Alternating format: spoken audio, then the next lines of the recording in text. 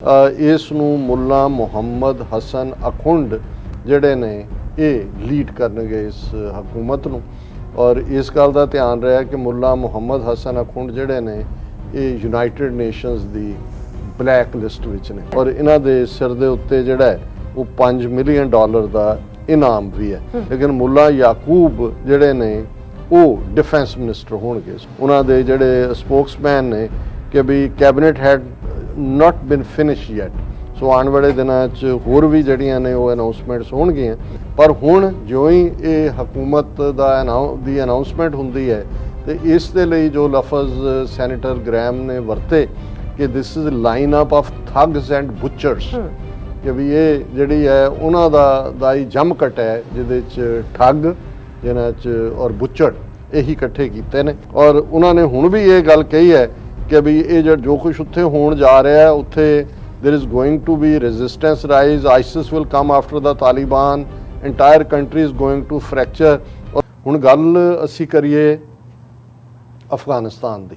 ਬਿਲਕੁਲ ਰੋਜ਼ਾਨਾ ਇਸ ਦੇ ਉੱਤੇ ਫੋਕਸ ਹੁੰਦਾ ਹੈ ਔਰ ਇਹ ਜਿਸ ਦੀ ਇੰਤਜ਼ਾਰ ਸੀ ਕਿ ਤਾਲਿਬਾਨ ਜਿਨ੍ਹਾਂ ਨੇ ਅਖੀਰਲਾ ਮੋਰਚਾ ਪੰਜਸ਼ੀਰ ਦਾ ਵੀ ਫਤਹ ਕੀਤਾ ਜੀ ਕਿ ਉਹ ਸਰਕਾਰ ਐਲਾਨਣਗੇ। ਸਰਕਾਰ ਕਿਵੇਂ ਦੀ ਹੋਏਗੀ, ਉਹਦੇ 'ਚ ਕੀ ਆਇਆ, ਇਹ ਤਾਂ ਜ਼ਾਹਰ ਹੈ ਉਹਨਾਂ ਨੇ ਪਹਿਲੇ ਦਿਨ ਤੋਂ ਹੀ ਇਸਲਾਮਿਕ ਐਮੀਰੇਟਸ ਦਾ ਜ਼ਿਕਰ ਕੀਤਾ ਸੀ ਕਿ ਇਸਲਾਮਿਕ ਦੀ ਬੇਸਡ ਹੀ ਉਹਦੀ ਤਰਜ਼ੇ ਹਕੂਮਤ ਹੋਏਗੀ।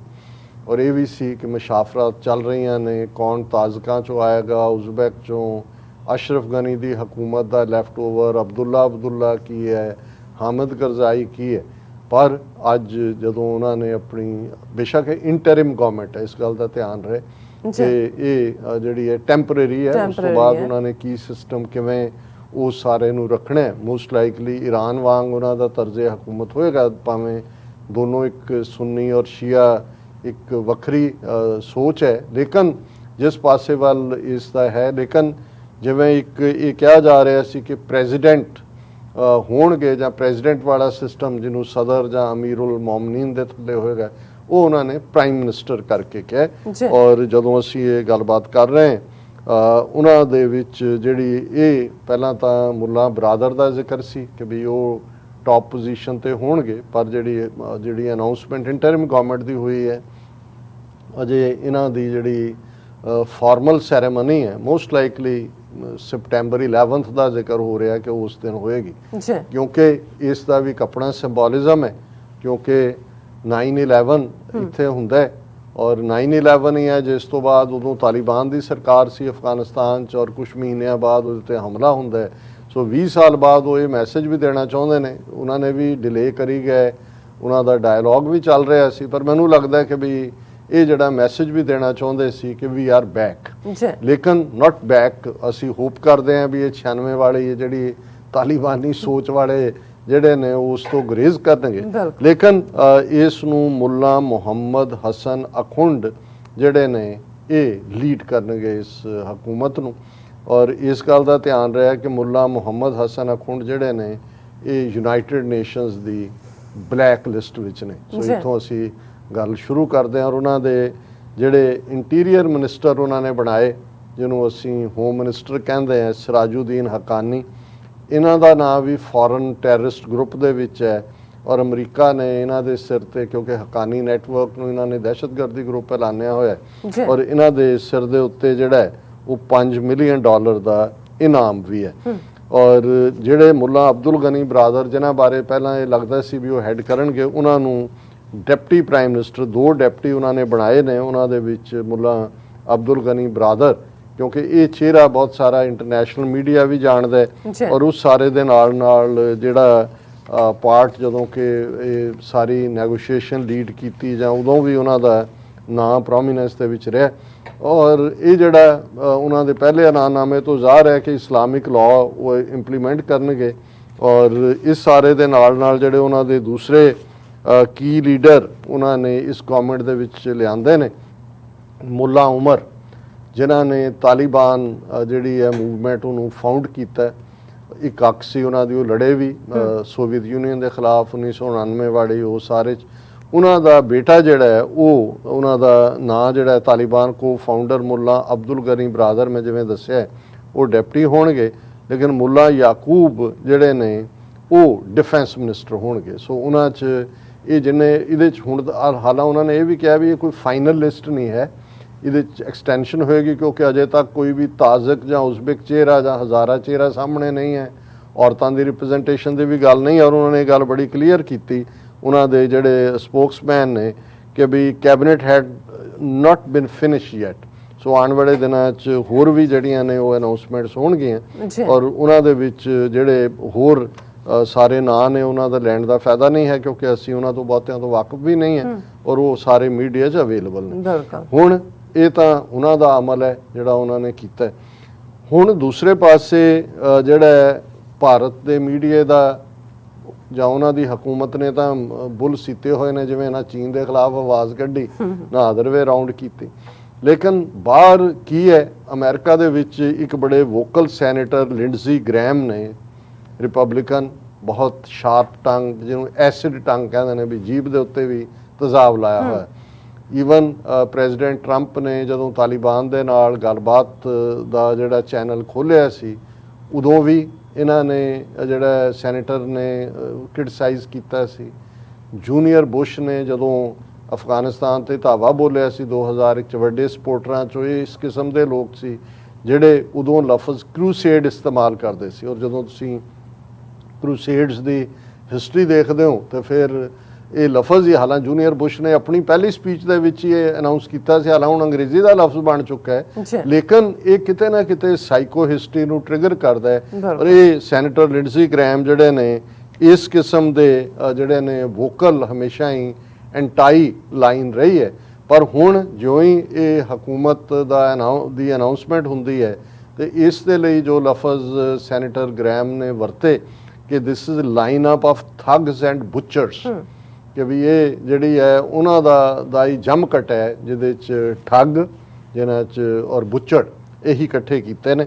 ਔਰ ਉਹ ਇੱਥੇ ਹੀ ਨਹੀਂ ਰੁਕਿਆ ਲਿੰਡਜ਼ੀ ਗ੍ਰੈਮ, ਉਹਨੇ ਕਿਹਾ ਕਿ ਵੀ Taliban R not reformed, they are not new, they have a view of world out of sync with modern times.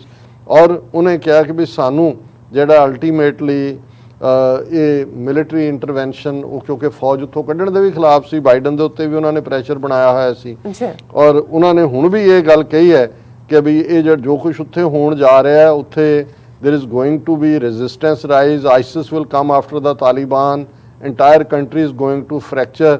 ਔਰ ਉਹਨੇ ਕਿਹਾ ਕਿ ਵੀ ਪਿਛਲੇ ਦਿਨਾਂ 'ਚ ਉਹਨਾਂ ਨੇ ਕਿਹਾ ਸੀ ਕਿ we'll have to go again in Afghanistan, ਕਿ ਅਸੀਂ ਉੱਥੇ ਦੁਬਾਰਾ ਜਾਵਾਂਗੇ। ਔਰ ਇਸ ਸਾਰੇ ਦੇ ਵਿੱਚ ਜਿਹੜਾ ਇਹ ਉਹਨਾਂ ਦਾ ਰਿਐਕਸ਼ਨ ਹੈ। ਹਜੇ ਬਾਈਡਨ ਐਡਮਿਨਿਸਟ੍ਰੇਸ਼ਨ ਨੇ ਸਰਕਾਰੀ ਤੌਰ ਤੇ ਤਾਂ ਕੋਈ ਨਹੀਂ ਰਿਐਕਟ ਕੀਤਾ, ਲੇਕਿਨ ਇਹਦੇ 'ਚ ਕੋਈ ਸ਼ੱਕ ਨਹੀਂ ਹੈ ਕਿ ਉਹਨਾਂ ਨੇ ਐਨਗੇਜ ਕੀਤਾ ਹੋਇਆ ਜਿਹੜੇ 100 ਦੇ ਕਰੀਬ ਅਮਰੀਕਨ ਉੱਥੇ ਅਜੇ ਨੇ, ਇਹਨਾਂ ਦੇ ਕਹਿਣ ਮੁਤਾਬਕ ਉਹਨਾਂ ਨੂੰ ਕਿਵੇਂ ਕੱਢਣਾ ਜਾਂ ਕੀ ਹੈਗਾ। ਔਰ ਇਹ ਇੱਕ ਗੱਲ ਦਾ ਧਿਆਨ ਰਹੇ ਕਿ ਇਹ ਜਿਹੜੀ ਗੱਲ ਉਹਨਾਂ ਦੀ ਲਾਈਨ ਹਕੂਮਤ ਨੂੰ line up of thugs and ਬੁਚਰਸ ਕਹਿਣਾ, ਜੇ ਇੱਕ ਬਰੀਫ ਪੰਛੀ ਝਾਤ ਅਸੀਂ ਮਾਰੀਏ ਪਿਛਲੀ 20ਵੀਂ ਸਦੀ ਦੇ ਮੁਕਾਮ ਦੇ ਉੱਤੇ ਹੀ ਕਿ ਵੀ ਅਮਰੀਕਾ ਕਦੋਂ ਥਗਸ ਔਰ ਲੂਟਰਸ ਜਾਂ ਬੁਚਰਸ ਜਿਹਨਾਂ ਨੂੰ ਇਹ ਕਹਿੰਦੇ ਨੇ ਅੱਜ, ਉਸ ਕਿਸਮ ਦੇ ਲੋਕਾਂ ਦਾ ਅਮਰੀਕਾ ਹਮੇਸ਼ਾ ਸਹਿਯੋਗੀ ਰਿਹਾ। ਔਰ ਇਹ ਵੈਲਿਊਜ਼ ਬੇਸ਼ੱਕ ਡੈਮੋਕ੍ਰੇਸੀ ਦੀ ਗੱਲ ਕਰਦੇ ਨੇ, ਔਰ ਇਹ ਗੱਲ ਜਿਹੜੇ ਇਹਨਾਂ ਦੇ ਇੱਕ ਐਕਸਟ੍ਰੀਮ ਰਾਈਟ ਤੇ ਬੈਠੇ ਲੋਕ ਨੇ ਉਹਨਾਂ ਦਾ ਵੀ ਕਹਿਣਾ, ਹੁਣ ਜਦੋਂ ਫਸਟ ਵਰਲਡ ਵਾਰ 'ਚ ਅਮਰੀਕਾ ਨੇ ਜੁਆਇਨ ਕੀਤਾ ਤੇ ਅਮਰੀਕਾ ਨੇ ਕਿਹਨਾਂ ਤਾਕਤਾਂ ਦੀ ਮਦਦ ਕੀਤੀ? Britain, French, Russia and Japanese, ਸਾਰੇ ਐਮਪਾਇਰ ਸੀ। ਔਰ ਜਦੋਂ ਗੇਮ ਖਤਮ ਹੋਈ, ਇਹੀ ਜਿਹੜੇ ਚਾਰੋਂ ਐਮਪਾਇਰ ਵਾਲੇ ਸੀ ਇਹਨਾਂ ਨੇ ਫਰਦਰ ਲੋਕਾਂ ਨੂੰ ਕੋਲੋਨਾਈਜ਼ ਕੀਤਾ। ਸੋ ਇਹਨਾਂ 'ਚ ਡੈਮੋਕ੍ਰੇਸੀ ਤਾਂ ਨਹੀਂ ਸੀ, ਨਾ ਫ੍ਰੈਂਚ ਜਿਹੜੀਆਂ ਕਾਲੋਨੀ ਸੀ ਉਹਨਾਂ 'ਚ ਡੈਮੋਕ੍ਰੇਸੀ ਸੀ, ਨਾ ਬ੍ਰਿਟਿਸ਼ ਵਾਲੀਆਂ 'ਚ ਸੀ, ਨਾ ਰਸ਼ੀਅਨ 'ਚ ਸੀ, ਨਾ ਜੈਪਨੀਜ਼ ਸੀ। ਫਿਰ ਤੁਸੀਂ ਦੇਖੋ ਵੀ ਇਸ ਸਾਰੇ ਪੀਰੀਅਡ ਦੇ ਵਿੱਚ ਸੈਕੰਡ ਵਰਲਡ ਵਾਰ ਦੀ ਗੱਲ ਕਰ ਲਓ ਕਿ ਵੀ ਉਹਨਾਂ ਦੀ ਮਦਦ ਸਟਾਲਨ ਦੀ ਕੀਤੀ, ਜਿਹਨੇ ਬਾਅਦ 'ਚ ਅੱਧਾ ਯੂਰਪ ਜਿਹੜਾ ਵੈਸਟਰਨ ਯੂਰਪ ਹੈ, ਈਸਟਰਨ ਯੂਰਪ, ਉਹ ਸਾਰਾ ਕਮਿਊਨਿਸਟ ਬਣਾ ਲਿਆ।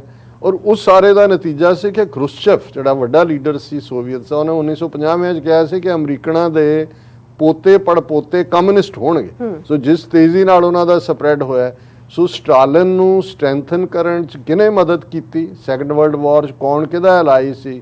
ਜਰਮਨ ਦੀਆਂ ਜਾਂ ਨਾਜ਼ੀਆਂ ਦੀਆਂ ਕਮਜ਼ੋਰੀਆਂ ਇੱਕ ਪਾਸੇ ਰੱਖ ਲਓ, ਸੋ ਅਮਰੀਕਨਸ ਨੇ ਹੀ ਉਸ ਸਾਰੇ ਨੂੰ ਜਿਹੜਾ ਕੀਤਾ। ਹੁਣ ਪਿਛਲੇ ਜੇ 50 ਸਾਲ ਦੇ ਪੀਰੀਅਡ 'ਚ ਅਮਰੀਕਾ ਕਿਹਨਾਂ ਦੀ ਮਦਦ ਦੇ ਉੱਤੇ ਖਲੋਤਾ ਹੈ। ਐਂਟੋਨੀਓ ਸਾਲਾਜ਼ਾਰ ਡਿਕਟੇਟਰ ਆਫ ਪੁਰਤਗਾਲ, ਜਿਹਨੇ ਨੈਟੋ ਜਿਹੜੀ ਸੋਵੀਅਤ ਯੂਨੀਅਨ ਨੂੰ ਘੇਰਨ ਲਈ ਇਹਨਾਂ ਨੇ ਬਣਾਈ, ਉਹਦਾ ਉਹ ਫਾਊਂਡਰ ਸੀ। ਫਿਰ ਅਸੀਂ ਕੋਲਡ ਵਾਰ 'ਚ ਦੇਖਦੇ ਹਾਂ ਸਿੰਗਮਨ ਰੀ ਆਫ ਸਾਊਥ ਕੋਰੀਆ, ਉਹ ਵੀ ਆਟੋਕਰੈਟ। ਫਿਰ ਮਿਸਟਰ ਫਰਨੀਨਾਡ ਮਾਰਕੋਜ਼ ਆਫ ਫਿਲੀਪੀਨਸ, ਵੱਡਾ ਠੱਗ ਔਰ ਚੋਰ ਜਿਹਦੀ ਅਮਰੀਕਾ ਮਦਦ ਕਰਦਾ ਰਿਹਾ। ਸ਼ਾਹ ਆਫ ਈਰਾਨ, ਉਹ ਕਰਪਸ਼ਨ ਦੇ ਕਿੱਸੇ ਕਿੱਥੇ ਤੱਕ ਪਹੁੰਚਦੇ ਨੇ, ਔਰ ਕਿਸ ਕਿਸਮ ਦਾ ਸ਼ਾਹ ਆਫ ਈਰਾਨ ਦੇ ਥੱਲੇ ਤੁਸੀਂ ਟਾਈਪਰਾਈਟਰ ਵੀ ਨਹੀਂ ਸੀ ਰੱਖ ਸਕਦੇ, ਇਸ ਕਿਸਮ ਦੀ ਉਹਨਾਂ ਦੀ ਜਿਹੜੀ ਏਜੰਸੀਆਂ ਦੀ ਗ੍ਰਿਪ ਸੀ। General Augusto Pinochet of Chile, ਜਿਹਨੂੰ ਬਾਅਦ ਦੇ ਵਿੱਚ ਫੜਿਆ ਜਾਂਦਾ ਹੈ ਕਿ ਜੀ ਪਿਨੋਸ਼ੇ ਨੇ ਇਹ ਕੀਤਾ ਤੇ ਉਹ ਚਿਲੀ ਉਹਦੀ ਕੌਣ ਮਦਦ ਕਰ ਰਿਹਾ ਸੀ, ਉਹ ਬੁੱਚਰ ਐਂਡ ਠੱਗ ਨਹੀਂ ਸੀ। ਫਿਰ ਜਿਹੜੀ ਹੈ ਉਸ ਦੇ ਥੱਲੇ ਈਵਨ ਜੇ ਤੁਸੀਂ ਇਸ ਗੱਲ ਨੂੰ ਵੀ, ਜੇ ਅਸੀਂ ਅਮਰੀਕਾ ਦਾ ਪਾਰਟ ਤਾਂ ਦੇਖ ਹੀ ਲਿਆ, ਹੁਣ ਇਜ਼ਰਾਈਲ ਜਿਹਦਾ ਅਮਰੀਕਾ ਐਲਾਈ ਬਣਿਆ, ਬਹੁਤ ਘੱਟ ਲੋਕਾਂ ਨੂੰ ਪਤਾ ਹੈ ਕਿ ਵੀ ਇਜ਼ਰਾਈਲ ਦੇ ਜਿਹੜੇ ਆਲਮੋਸਟ ਅਗਲੇ 30 ਸਾਲ 1948 'ਚ ਇਜ਼ਰਾਈਲ ਹੋਣ ਚਾਹੁੰਦਾ ਹੈ, ਜਿਹੜੇ ਪ੍ਰਾਈਮ ਮਿਨਿਸਟਰ ਬਣਦੇ ਰਹੇ, ਬੈਨ ਗੁਰਿਓਨ ਜਿਹੜਾ ਉਹਨਾਂ ਦਾ ਫਾਊਂਡਿੰਗ ਫਾਦਰ ਸੀ, ਗੋਲਡਾ ਮਾਇਰ, ਇਹ ਆਲਮੋਸਟ 30-35 ਸਾਲ ਉਹ ਪ੍ਰਾਈਮ ਮਿਨਿਸਟਰ ਬਣੇ ਜਿਨ੍ਹਾਂ ਨੂੰ ਯੂਕੇ ਨੇ ਟੈਰਰਿਸਟ ਐਲਾਨਿਆ ਹੋਇਆ ਸੀ, ਕਿਉਂਕਿ ਇਹਨਾਂ ਦੀ ਇੱਕ ਅੰਡਰ ਕਵਰ ਕਿਸਮ ਦੀ ਇੱਕ ਜਿਹੜੀ ਹੈ ਬੜੀ ਕਿਲਿੰਗ ਗੈਂਗ ਸੀ ਇਹਨਾਂ ਦੀ ਯਹੂਦੀਆਂ ਦੀ, ਜਿਹਦਾ ਨਾਂ ਸੀ ਹੈਗਨਾ, HAGNAH, ਔਰ ਇਹਨਾਂ ਸਾਰਿਆਂ ਦਾ ਇਹ ਹਗਨਾ ਦਾ ਹਿੱਸਾ ਸੀ। ਇਹਨਾਂ ਨੇ ਇਸ ਕਿਸਮ ਦੀ ਬੁਚਰਿੰਗ ਕੀਤੀ ਫਲਸਤੀਨੀਆਂ ਦੀ, ਉਹਨਾਂ ਦੀ ਪੋਪੂਲੇਸ਼ਨ ਉੱਥੋਂ ਉਡਾਉਣ ਦੇ ਲਈ, ਕਿਉਂਕਿ ਯਹੂਦੀ ਉੱਥੇ 20% ਵੀ ਨਹੀਂ ਸੀਗੇ 1930 ਤੱਕ ਪਹੁੰਚਦੇ ਆ, ਤੇ ਉਹਨਾਂ ਨੂੰ ਕਿਵੇਂ ਭਜਾਣਾ ਹੈ, ਇਸ ਕਿਸਮ ਦੇ ਉਹਨਾਂ ਨੇ ਐਕਟ ਹਗਨਾ ਨੇ ਕੀਤੇ,